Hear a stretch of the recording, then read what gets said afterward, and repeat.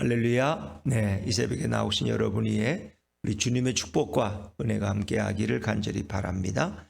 자, 시편 57편은 계속해서 다윗의 시로 나와 있습니다. 다윗의 어떤 시로 나와 있죠? 믹담시로 나와 있어요. 그래서 다윗의 맞쓰기를, 또 다른 성경은 보면 다윗의 시로 나와 있는데 왜 이 본문들은 특별히 다윗의 믹담시로 나올까? 이 믹담이라는 것은 다윗이 많은 지은 시 중에서도 황금시라고 이렇게 불려지는 거예요. 다윗이 자기 삶 속에 체험했고 또 하나님의 구원의 역사를 경험한 아주 귀중한 그런 시의 내용을 담고 있는 거죠. 그래서 시편 16편과 56편부터 60편까지는 다 다윗의 믹담시로 되어 있어요. 대개 이런 시들은 다윗이 경험한 그런 간증의 기초 위에서 쓰여진 시다, 이렇게 생각하시면 되겠습니다. 황금과 같은 아주 귀중한 시들이죠. 그리고 57편 이 옆에 보면 이 소제목이 있는데, 다윗이 사울을 피하여 어디에 있던 때에? 굴에 있던 때에. 그래서 우리는 이것을 엔게디 굴일 것이다, 이렇게 생각해 볼 수 있습니다. 다윗의 인생에는 늘 사울 왕으로 인해서 늘 어려움이 많았고, 그가 늘 피해 다니던 그런 유리하던 그런 삶을 살 때죠. 다윗이 사울의 추격을 피해서 아주 긴박한 상황 속에서 쓰여진 시다, 이렇게 생각하시면 되겠습니다. 이 시를 쓰기 전에 우리가 이제 시편 54편부터 쭉 이렇게 살펴보면은 한 번은 다윗이 십광야라는 곳에 가서 머물고 있었어요. 그때 사울 왕이 그 소식을 듣고 와서 다윗을 포위해서 이제 다윗은 마치 도관에 든 쥐처럼 이제는 정말 이제 체포되면은 그가 어떤 죽음을 당할지 이제 상상이 되는 그런 상황 속이죠. 그런 절체절명의 위기에서 다윗은 하나님 앞에 부르짖습니다. 근데 하나님이 정말 놀라운 일을 행하셔요. 그래서 블레셋이 갑자기 이스라엘을 공격해 오죠. 그러니까 사울이 그 소식을 듣고는 다윗을 잡으려다가 포위를 풀고 군사를 끌고 블레셋과 싸우기 위해서 돌아가는 상황. 그러니까 하나님의 참 존귀한 역사예요. 이제 그 이후에도 그가 sik광야라는 곳에 머물고 있을 때 이 십사람들이 다윗으로부터 은혜를 입은 사람들이지만은 그들이 다윗을 밀고 하는 사울에게, 그래서 우리가 다윗이 여기 머무는 것을 그냥 숨겨주었다가 나중에 우리에게 후환이 클 거야, 사울왕이 우리를 그냥 두지 않을 거야 해서 이제 그들이 다윗을 밀고 하는 이런 사건들이 한 번 일어나고 또 두 번 또 일어납니다. 근데 이제 두 번째 또 밀고 받은 상황 속에서 다윗은 엔게디 광야의 한 동굴에 숨어 있을 때 사울 왕이 3,000명의 군사를 이끌고 다시 또 다윗을 추격해 오는 거예요. 근데 엔게디라는 곳은 넓은 곳이 아니에요. 아주 좁은 곳이에요. 그리고 동굴 해봐야 뻔한 거예요. 자, 그런데 다윗도 다급하니까 자기 부하들과 함께 어느 동굴 속에 들어가 숨어 있는데 사울 왕이 그곳을 수색하기는 거예요. 이제는 큰일 났어요. 그때 다윗은 또 하나님 앞에 부르짖고 기도하는 거죠. 자, 그런데 놀라운 일은 그 모든 동굴들을 군사를 시켜서 하나하나 수색하지 않고 사울 왕이 갑자기 용변이 마려웠는지 어떤 엔게디 동굴 속에 한 동굴 속에 그가 용변을 누러, 성경에 보니까 사무엘상 23장에 보면 발을 가리러 내려, 발을 가린다는 건 옷을 빨는 그 용변을 넣기 위해서 들어왔다는 거죠. 용물을 위해서. 근데 그 동굴 속에 다윗이 숨어 있었어요. 우리가 이제 어두운 곳에 있어 보면은 우리는 눈이 밝아져서 웬만한 걸 볼 수 있는데 그 갑자기 밝은 데 있다가 어두운 곳에 들어오면은 깜깜하잖아요. 우리가 어디 들어가면 알 수 있어요. 극장에 들어가면은 아무것도 안 보여. 근데 조금 있으면 이제 주위가 보이기 시작하는 거예요. 그러니까 다윗은 이미 들어와 있었으니까 사울을 알 수 있어요. 사울은 아내가 안 보이는 거예요. 그래서 거기 용변을 보는 중에 다윗의 부하들이 때가 왔다, 하나님 주신 기회다, 사울을 죽이자. 근데 하나님의 기름 부음 받은 자를 나는 죽이지 않겠다. 그리고 살며시 이제 바로 앞지척에 있으니까 칼을 들어서 그의 옷을 살짝 잘랐죠. 그리고 사울은 용변을 마치고 나갔어요. 그리고 이제 사울이 조금 내려갔을 때 그와 다윗과 사울 사이에 조금 거리가 있을 때 그 절벽 위에서 사울 왕을 향해서 호소하는 거죠. 사울 왕이여, 어찌하여 나를 죽이려 하십니까? 내가 당신에게 잘못한 게 도대체 뭐가 있습니까? 나는 지금 당신을 동굴 속에서 죽일 수 있었음에도 불구하고 당신의 옷자락만 배웠습니다. 난 당신을 해칠 의도가 전혀 없습니다. 근데 그때는 사울이 이제 제정신이 돌아온 거야. 성령이 감동했는지 그래서 그가 눈물을 흘리며 내 아들아 내가 잘못했다. 내가 다시는 너를 쫓지 않겠다 하고 이렇게 후회하고 다짐을 해요. 그리고 돌아가요. 정말 상상도 못했던 일이에요. 이제 그런 배경 속에서 기록된 시가 바로 이 시라는. 그러니까 이 시를 기록한 상황은 매우 아주 간절하고 참혹한 절체절명의 위기 속에서, 그래서 1절부터 4절까지는 다윗의 탄식과 간구, 간절한 기도가 나오죠. 그리고 6절부터 10절까지는 이제 그것이 그 불안하던 마음이 확신으로 바뀌어요. 과거에도 하나님이 나를 위기 속에서 구원하신 하나님이 지금도 구원하실 거야. 근데 그의 마음속에 이런 성령의 위로가 밀려오는데 확신이 생겨. 나는 죽지 않을 거다. 나는 보호받을 거다. 그리고 나를 치는 대적들이 오히려 멸망 나갈 것이다. 그러면서 그의 두려움과 그의 불안함과 그의 슬픔이, 억울함이 찬양으로 바뀌기 시작합니다. 그래서 다윗은 찬양하기 시작합니다. 언제부터? 새벽부터 내가 찬양하겠다. 새벽부터. 이제 새벽을 깨우리로다. 그러니까 이제 이 새벽기도 나오라는 이제 그런 걸로 목사님들이 또 많이 설교해요. 특별 새벽기도 할 때는 이 본문 가지고 새벽을 깨웁시다. 이렇게 이제 비파야 수구마 깰지어다. 내가 새벽을 깨우려는. 근데 이제 그렇게 새벽기도 나오라는 얘기는 아니고 그때 무슨 새벽기도가 있었겠어요? 내가 새벽부터 하나님을 찬양하겠습니다. 그래서 내가 하나님을 비파야 수금과 함께 찬양함으로써 이 고요히 잠들어 있는 새벽을 내가 찬양으로 깨우겠다. 그러니까 찬양에 대한 그 뜨거운 열망, 찬양에 대한 그 기쁨, 그 열정, 그런 것이 이 시 속에는 녹아져 있다는 거예요. 우울해하던 삶, 엉둘려서 이제 짓밟혀서 이제 나는 죽었구나 절망에 빠졌던 인생이 다시 일어나서 자기 심령을 회복하고 내 영혼아 깰지어다. 내 영광아 깰지어다는 것은 내 영혼아 이제 깰지어다. 일어날지어다. 이 우울한 데서, 이 두려움 속에서, 죽음의 공포 속에서 일어나서 내가 하나님을 찬양하자. 왜? 하나님은 나를 반드시 구원하실 것이기 때문에. 이제 그 확신으로 바뀌어서 그가 하나님을 찬양하기 시작한 거예요. 그런데 새벽부터 내가 일찍이, 이게 낮이 될 때 기다릴 수가 없어요. 이 고요한 새벽에 그가 하나님을 찬양하겠다. 이제 그런 고백이 이런 위기 속에서 이렇게 씌어진 거예요. 그러니까 뭐 사울왕이 물러간 다음에 이제 찬양해지는 게 아니라 그가 그 두려움 속에서 그 기도함으로 받은 그 확신 가운데서 그의 심령이, 실제 뭐 동굴 속에서 비파 수금을 가지고 뭐 찬양을 했겠어요? 그러나 그의 마음이 이미 찬양하고 있는 거예요. 그걸 다지만은 왜? 너무 그 마음에 밀려오는 감사와 그 주님이 주시는 위로 때문에 그의 마음이 두려움이 확신과 승리의 믿음으로 바뀌어졌다는 거죠. 자, 이제 우리 1절부터 4절까지는 탄식과 간구의 내용인데, 자, 우리 좀 간략하게 살펴보죠. 먼저 1절을 한번 보시죠. 1절입니다. 50편 1절 시작.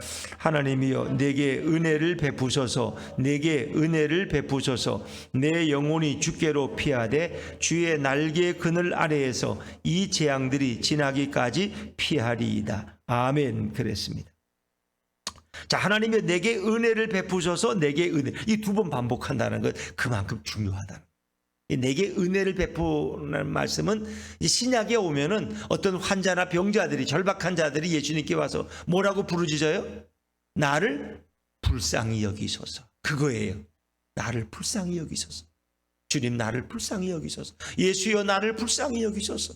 나는 지금 이렇게 질병으로 고통당하고 나를 불쌍히 여기소서.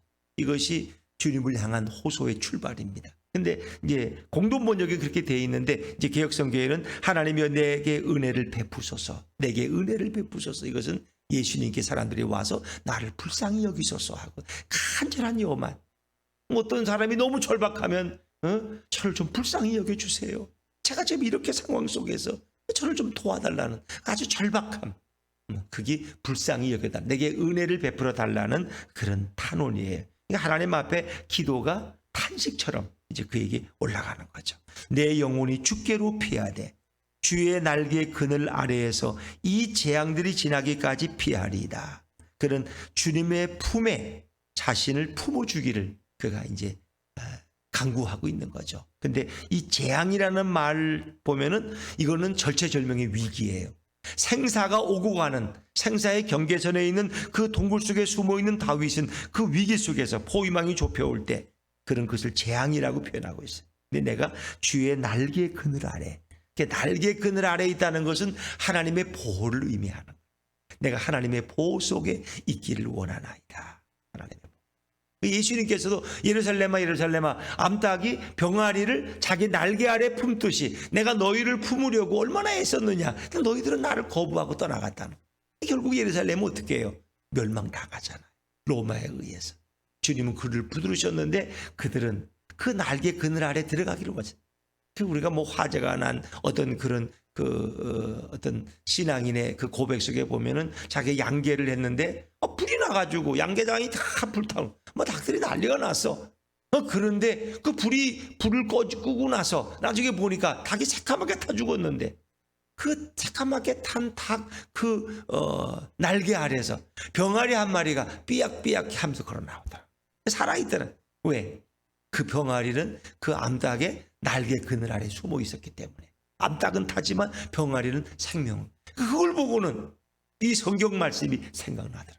주의 날개 그늘 아래 피하는 것이 얼마나 놀라운 주님의 은혜인가. 그래서 다윗은 주의 날개 그늘 아래 내가 피하리이다 하고 이렇게 하나님 앞에 탄원하는 그런 내용이죠. 그리고 그 하나님은 어떤 분이냐? 신실하신 분이라고 고백하는 거예요. 자, 2절입니다. 2절 같이 고백하죠. 시작.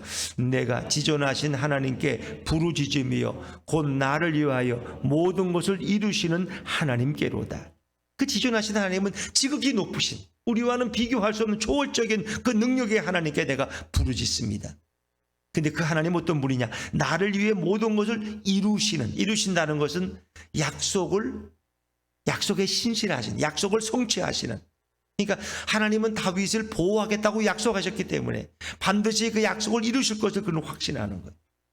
모든 내게 주신 약속을 반드시 신실하게 이루시는 그 성취하시는 하나님께 내가 지금 부르짖는다. 그러니까 하나님은 우리에게 신실하신 분이라는, 한 번도 그 약속을 어기는 적이 없는, 너는 내게 부르짖으라 내가 내게 응답하겠고 그랬죠. 그분은 반드시 부르짖는 자들에게 응답하겠다고 약속하신 분이. 우리는 그분을 신뢰하고 그분 앞에 나가 부르짖는 거예요. 자, 그런데 다윗의 마음속에 오는 이제 확신이 있는 거예요. 자, 3절입니다. 3절 시작. 그가 하늘에서 보내사 나를 삼키려는 자의 비방에서 나를 구원하실지라 셀라. 하나님이 그의 인자와 진리를 보내시리로다. 나를 구원하실지라. 그렇죠? 하늘에서 보내시는데 뭘 보내시는지 뒤에 나와요. 나를 삼키려는 자의 비방. 나를 삼키려는 자들이 누구예요? 이 사울과 그의 부하들이야.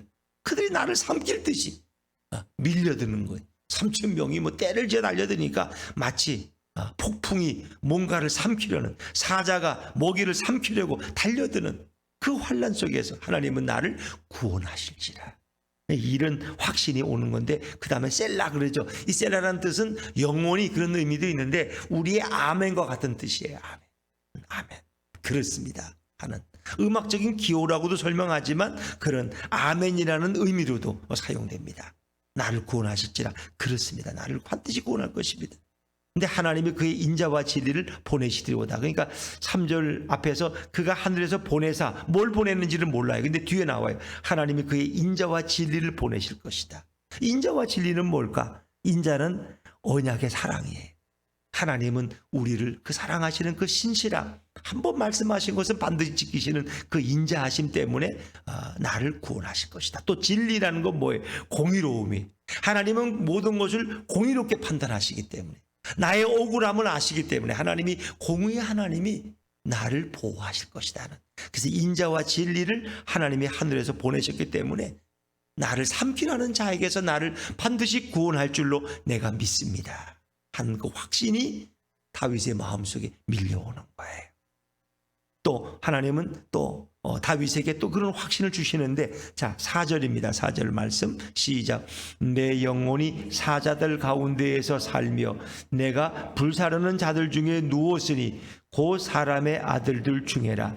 그들의 이는 창과 화살이요 그들의 혀는 날카로운 칼 같도다. 이것은 그들의 이는 창과 화살, 그들의 혀는 날카로운 칼 같다. 이것은 사울 왕의 그 잔인성. 사울이 끝까지 다윗을 죽이려고 추격하는 그 사울의 복수심, 어떤 질투심, 이제 그런 것을 표현하는 거죠. 그들은 너무 잔혹한 자들이 나를 사자같이 달려들어서 불사르는 나를 불살라 버리려고 내게 달려들고 있습니다. 근데 곧 사람의 아들들 중에라 하는 표현은 어떤 인생을 갉아먹는 그들, 어떤 다윗의 인생을 파멸로 몰고 가려는 그 사람의 아들들 중에 내가 지금 누워 있다는 거예요. 왜? 엔게디 동굴 속에 다윗은 지금 숨어 누워 있는데 사자같이 그들이 덤벼들어서 또 불사르는 남의 인생을 불사르는 자들처럼 그들이 몰려오니까 내가 그들 중에 지금 누워 있다는 거예요. 근데 그들은 너무나 잔인한 자들이에요. 그들의 이는 창과 화살 같고 그들의 혀는 날카로운 칼처럼 나를 죽이려고 덤벼들고 있다는 거예요. 이제 두려움이 여기에 있는 거죠. 그리고 5절은 이제 후렴입니다. 후렴. 5절과 11절은 같은 내용으로 두 번 반복되죠. 그것은 하나님께 영광을 돌리는 그런 내용인데, 자 5절 한 번만 읽죠. 5절입니다. 시작. 하나님이여 주는 하늘 위에 높이 들리시며 주의 영광이 온 세계 위에 높아지기를 원하나이다.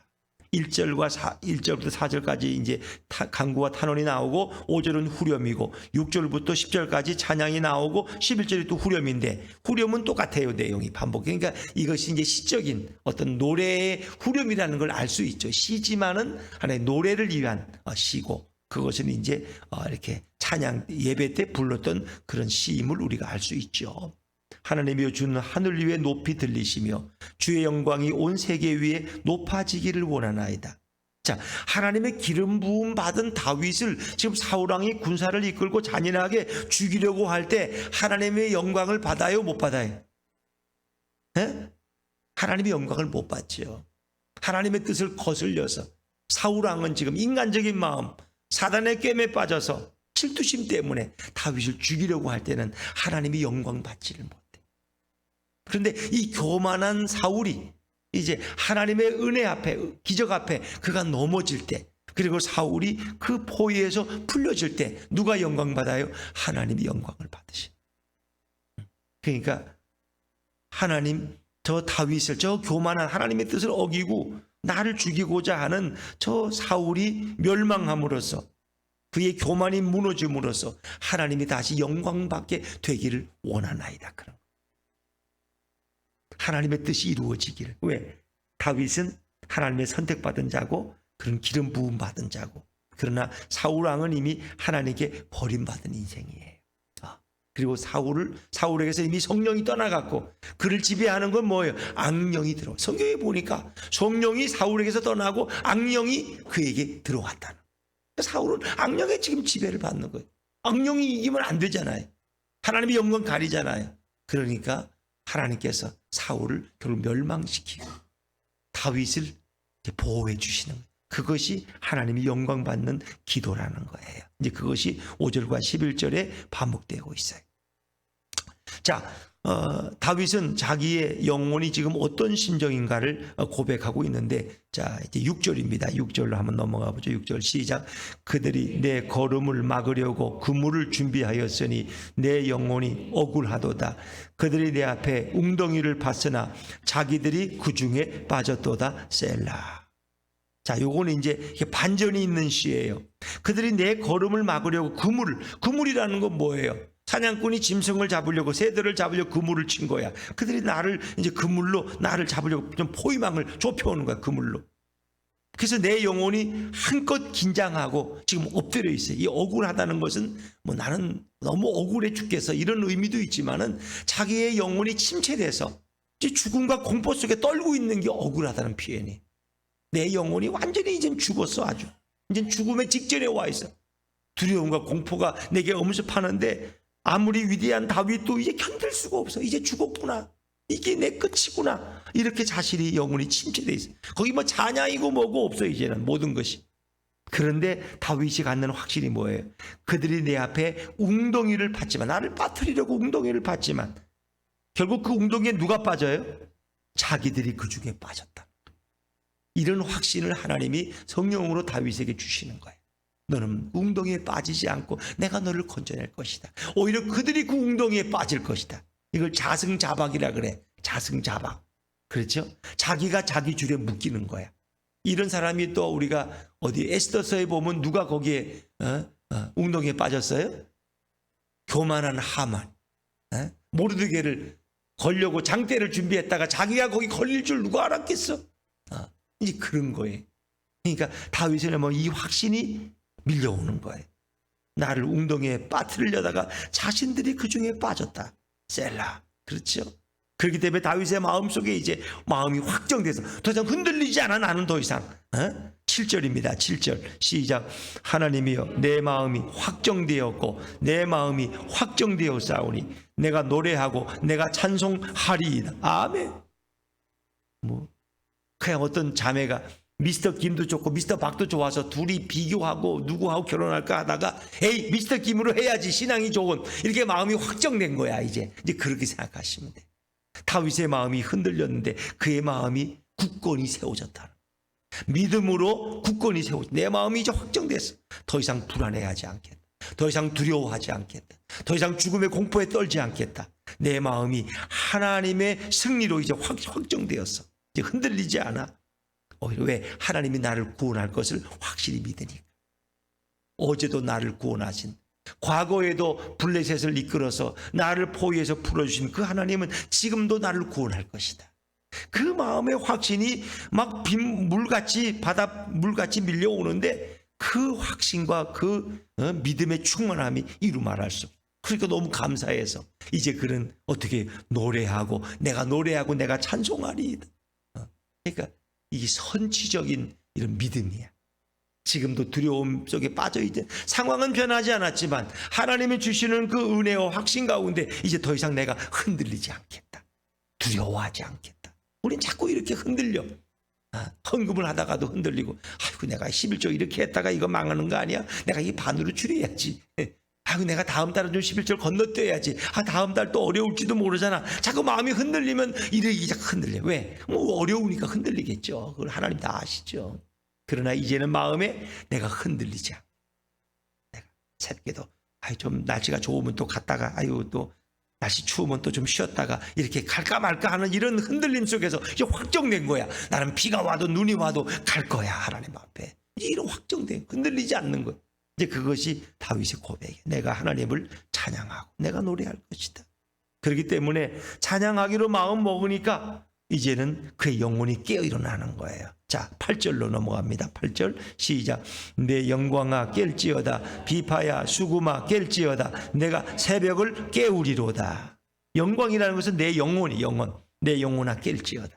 잠자는 억울함에 긴장과 공포와 두려움에 빠져있는 침체된 내 영혼아 이제 깰지어다. 두려움에 빠져있는 내 영혼아 이제 일어날지어다. 비파야 수구마 깰지어다. 하나의 시적인 표현이죠. 그런 비파와 수금을 잘 켜는 그런 아주 다윗은 위대한 음악가예요. 내가 다시 비파를 켜고 수금으로 하나님을 찬양할 것이다. 내가 새벽을 깨우리라는 것은 내가 새벽에 하나님을 찬양함으로써 이 고요한 새벽을 깨우겠다. 그러니까 새벽부터 너무 하나님을 찬양하고 싶어서 그냥 새벽부터 남들이 일어나지도 않은 상황 속에서 나는 하나님을 찬양하겠다. 그런 다짐. 그렇죠? 새벽을 깨우리로다. 그래서 그는 그 찬양하는 마음으로 완전히 바뀌어진 거예요. 찬양과 감사의 심령으로 다윗이 바뀌어졌어. 찬양하고 감사하는데 두려움이 어디 있어요? 그 두려움이 변하여 내 노래 되었고, 그렇죠? 그런 찬양이 있죠. 내 두려움이 변하여 내 찬양이 되었고 노래가 된 거예요. 그래서 그는 뭐라고 고백합니까? 하나님이 인자와 진리로 나를 보호할 것을 확신하기 때문에 10절에도 이런 말씀이 반복되죠. 10절입니다. 같이 읽죠. 9절을 제가 빼먹었네요. 자, 9절입니다. 시작. 주여 내가 만민 중에서 주께 감사하오며 문나라 중에서 주를 찬송하리이다. 주여 내가 만민 중에서, 이 다윗이 구원받은 이 확신이 이제 온 열방 중에서 내가 하나님 앞에 감사하고 문나라 중에 주께 찬송하리이다. 그래서 이 일로 인해서 온 만민과 온 나라가 다 하나님께 감사하고 찬양하는 그런 다윗의 결심. 그래서 온 열방이 하나님을 찬양하는 것을 바라보면서 그는 그렇게 고백하고 있는 거죠. 내가 만민 중에서, 내가 문나라 중에서 주를 찬송하고 주께 감사하리이다. 10절에 무릇 주의 인자는 커서 하늘에 미치고, 이것은 인자라는 것은 보호의 약속, 하나님의 그 언약의 사랑은 너무 커서 하늘에다 담을 수가 없고 하늘에 그냥 다 미치고, 주의 진리, 주의 공의로움은 이 온 궁창에 넘쳐날 정도로, 그러니까 하나님의 사랑은 그만큼 크고 하나님의 공의로우심은 온 세계에 퍼져 있다는 겁니다. 세상은 불공평한 것 같지만 우리 하나님은 공의로우십니다. 그리고 내가 하나님의 구원을 입지 못할 것 같지만 하나님은 그 약속을 반드시 지키시는 분이시다. 그의 사랑은 이렇게 하늘에 퍼져 있기 때문에 오늘도 우리는 어디서나 그 사랑을 경험하며 고백하며 찬양하며 살아갈 수 있는 거죠.